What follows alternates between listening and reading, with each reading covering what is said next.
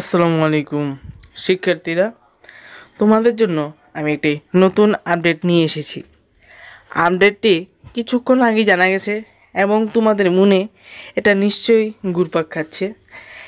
এই আপডেটটি তোমাদের চিন্তা পারছে যে কালকে শিক্ষা প্রতিষ্ঠান খুলবে। তোমরা জানো কালকে রবিবার, শনিবারে বন্ধ ছিল আগের নিয়ম অনুযায়ী। আর এই বিষয়ে শিক্ষা বোর্ড কী বলছে, মানে রবিবারে যে শিক্ষা প্রতিষ্ঠান খুলবে এই বিষয়ে শিক্ষা বোর্ড কী বলছে।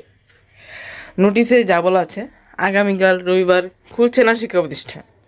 এই বিষয়ে আইসপিআর বলেছিল বুধবার থেকে শিক্ষা প্রতিষ্ঠান খুলবে, কিন্তু যেহেতু নতুন সরকার এবং উপদেষ্টা গঠন করা হয়েছে সেহেতু তারা এই সিদ্ধান্ত গ্রহণ করেছে যে শীঘ্রই শিক্ষা প্রতিষ্ঠান খুলে দেওয়া হবে।